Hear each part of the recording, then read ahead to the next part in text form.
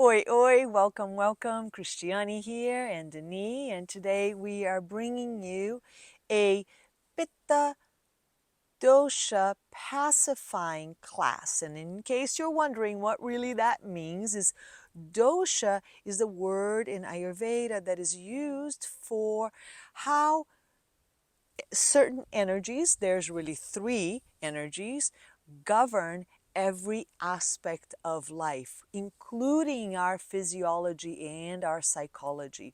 The Pitta dosha is responsible for all kinds of transformation, such as metabolism. And when the Pitta dosha goes into excess, there is inflammation in the body, infections in the body. It shows up as uh, um, rashes in your skin.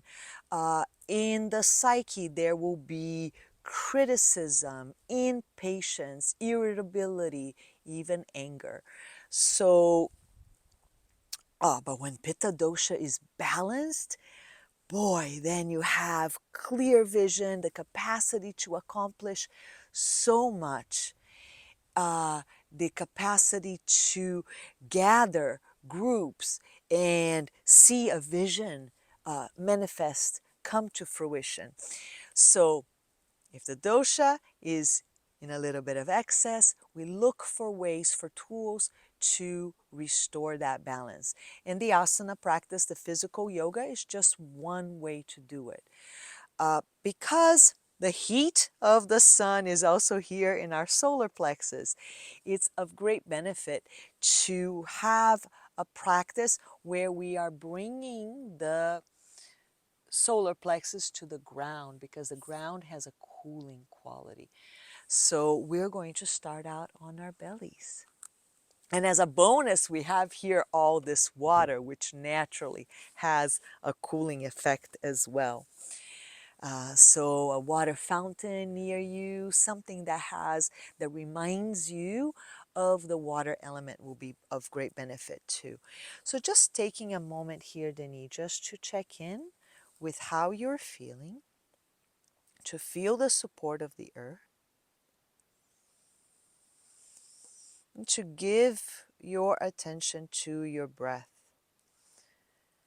as the belly presses onto the ground and releases off of the ground each breath.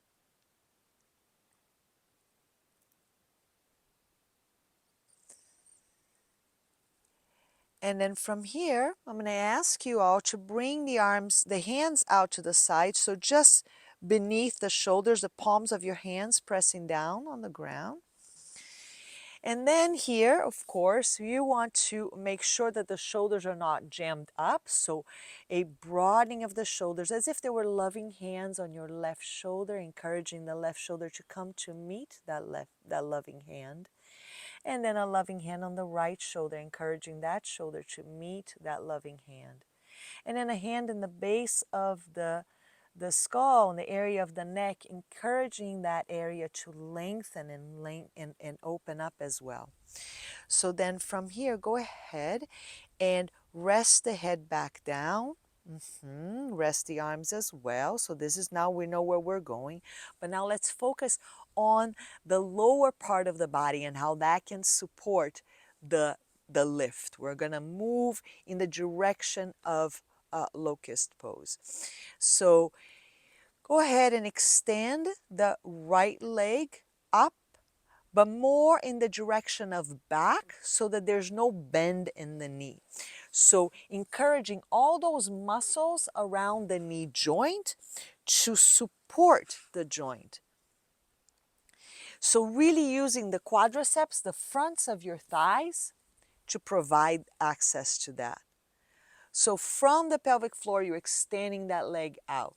And then making sure that the big toe turns inwardly as opposed to out, so that the outer hip continues to drop down. And then go ahead and lower that leg back down. And let's do the same thing with the other leg. Really focusing on engaging the muscles around the knee joint to support the knee joint, but also to provide with more strength, with a more dynamic capacity to lengthen that leg. Avoiding the temptation to open out the hips, so really making sure that that big toe is the one that's pointing up the most. Beautiful. How are you doing there? Good. And then go ahead and release. Now, so now let's reestablish the arms just as you did before, just slightly below the shoulders. Again, imagining those loving hands on either shoulder, imagining the loving hand in the back of the neck. And then on the next in-breath, go ahead and root down through the legs. So not lifting up the legs, but rooting down, but with the same engagement as when you're lifting. And then on the out-breath, go ahead and lengthen the spine out and forward, drawing those elbows towards one another. The abdominal muscle is lifting up and forward, not pushing down into the ground. This is really important, lifting up and forward. So the abdomen is moving towards the sternum and then beyond the crown of the head, not pushing down. And then go ahead and release. Give yourself a break here. Nice. And you can shake off the hips a little bit side to side, just swing them around. If you happen to have 2 blocks, then it's interesting to bring the blocks right beneath the hips on either side and use that as leverage to come up. So again, this time, once more, we're going to lift the spine, but bring the arms all the way back to where the block is and using that block. So you can reach for the block long ways like that, so the thumb is pointing down. Actually, place your hand on top of the block, out like so. Press down onto the block. Again, those loving hands in the back of the shoulder, the loving hands in the back of the neck, and the abdomen is lengthening forward. The moment you feel that the abdomen is beginning to press down, you've gotten tired, you're losing the connection, go ahead and rest again, and then you start new. And those legs, remember the engagement through the knees. Remember pressing up more towards the big toes so that the outer hips can drop down. Take another deep breath here. And then go ahead and release. And this time, cradle the forehead with the support of your hands. And once more, you can just move your hips side to side, just swing them back and forth. And then allowing all that heat in the solar plexus to dissipate onto the ground. Or just envisioning a big body of water around you, supporting you, so that maybe you can even float on that. So which one did you enjoy most? Did you feel more supported in and freer to lengthen the spine? The one where the hands were just below the shoulders, or the one with the hands on the prop, on the blocks? Like the blocks. Okay, so same for you. Choose the one that's best, and let's do one more. So take your time to engage the legs. Take your time to release through the upper body. And as you root down through the legs, allow that to support the greater freedom of lengthening up through the spine. There's no straining here. There's just effort used in a very wise and complete way. Lengthening the spine off of the pelvic floor while maintaining those legs really well structured and strong. Another breath, perhaps. And as you're ready, when you're ready, begin to release. Good. If you do have the blocks, bring them out a little bit wider on either side. And then go ahead and bend one leg, whichever one. And then bring that foot of the free leg over beyond the other side, the other leg. So you're doing a little twist. And then maybe if you find the block there and you want to place the foot on the block, now go ahead and rest this side of the torso down and lift this side of the hip up. So here for us, we have the right leg moving up, the right pelvis lifting up, and then we have the right ribs moving down, the right shoulders moving down, and just opening up along the area of the waistline, releasing that center point, breathing, connecting to the earth. The knee has his arm all the way up long, but you could bring the arm out to the side as well, whatever feels more appropriate for you. There should be no strain on this. Should be a nice, lovely opening, a very freeing pose. And as you're ready, go ahead and bring the leg back down. Good. And notice the difference between the two sides. Swing a little bit, why not? And now this time, go ahead and bend your second leg. For us, is going to be the left. Lift up, and maybe the foot is going to find the block there as well. Maybe not. In any case, if you have assistance nearby, you can go ahead and count on that. But the idea here is just basically that you are, and then he's using the dock as well for a little bit more support. But the idea here is that as you lift the hip up, whichever one that is for you, that you're allowing the ribs to move down, allowing the shoulders to move down, and just breathing a little bit more space into this area that tends to stagnate a little bit. How does that feel? Hopefully this feels good for you too. Nice. And as you're ready, when you're ready, finding your way back.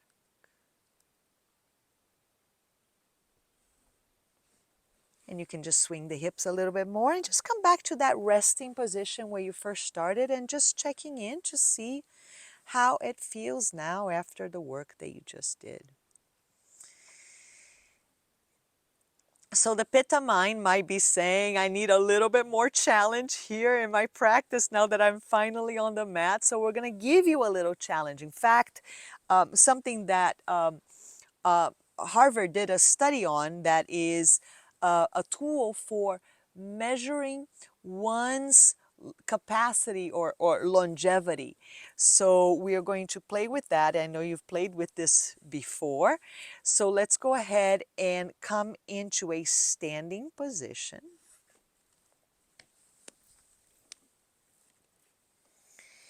And let's let's go ahead and face this side so that you can come down and back up. Cross one foot over the other, whichever foot. Good. And then from here, without using your hands, you're just experimenting. You're not going to hurt yourself.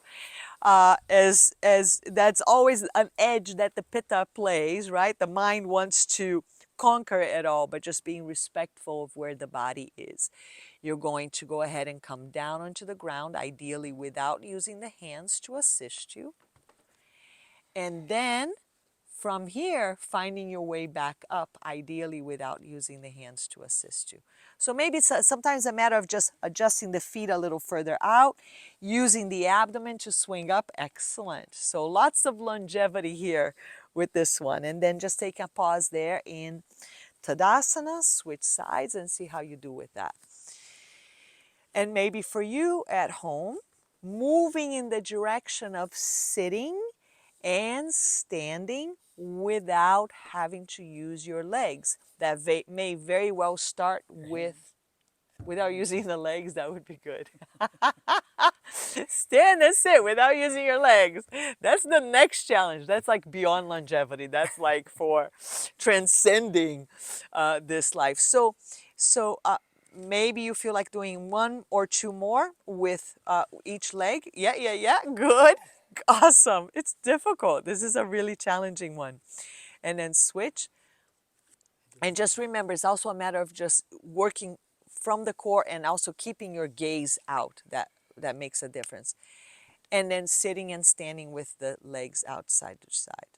So by now, the Pitta edge may have been triggered. So, in which case we have to start all over again and cool off through the area of the solar plexus. But it is of value to play with moving up and down in the ways that are safe in your joints as much as it's possible and available to you today. So in order to cool all that off, let's go ahead and lie down on your back now.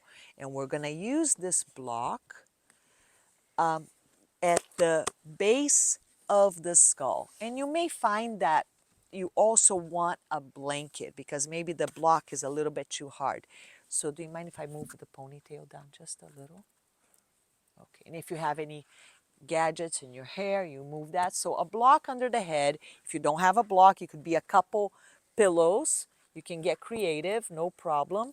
For you, it's just going to be a blanket over the block so that you have the height, but you also have some cushion.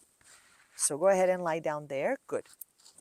So now from here, what I'm going to invite you to do is release all those muscles of the upper back from the base of the skull all the way down to your lats. And we're going to do that with the help of this height of the block. Okay, so whether you have the block right underneath your head or you have some other prop, be propped up on your head and then use the sternum to lift you up. And now once you have lifted, allow the shoulders to release and all those attachments that are there. Just let everything go. How does that feel? It's a great way to release all that tension, all that tightness. And Pitta, being so driven, is naturally a buildup of tension and tightness. And as you're ready, you can let go. But if you're happy being there and you feel that with time, you get to dissolve a little bit more, little by little.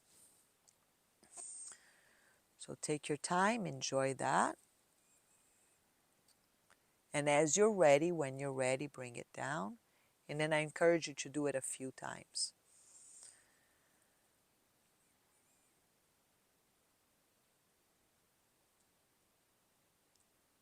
So you're lifting up through the sternum. And then as if there's a string here, lifting your sternum up and allowing everything that's under that release. Begin to let go. Giving it all permission to drop. To drop. Staying with the breath. Good. Lovely. Releasing.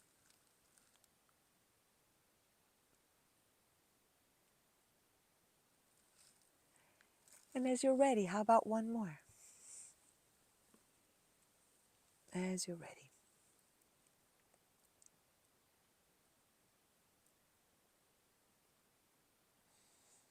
There's all these little pockets of tightness that are ready and eager to be let go.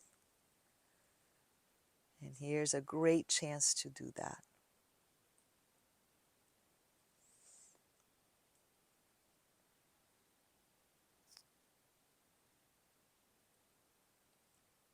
Lovely.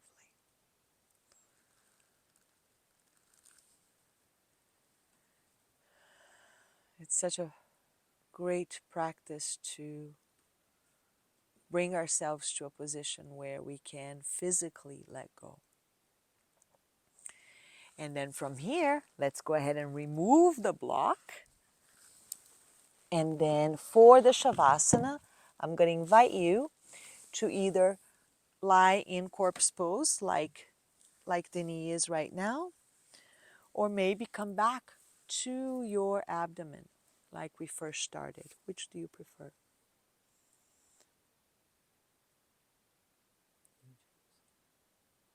You look good here. So whether the earth is supporting you from underneath or by lying on your abdomen, give yourself to that support.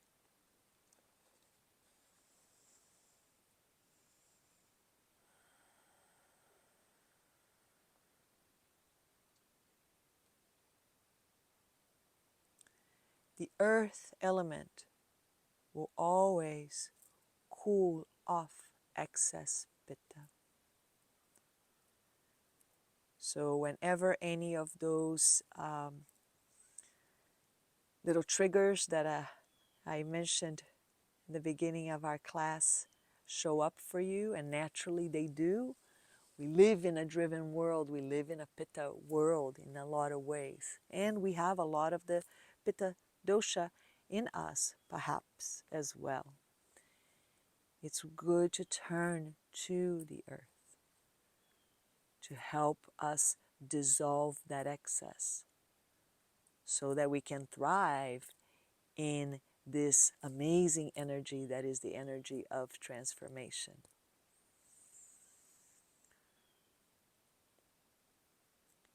And a nice cool swim as I had earlier this morning, and you got to dip in as well, will absolutely do the trick also.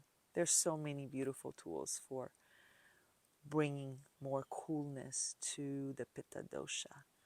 So explore them. Namaste.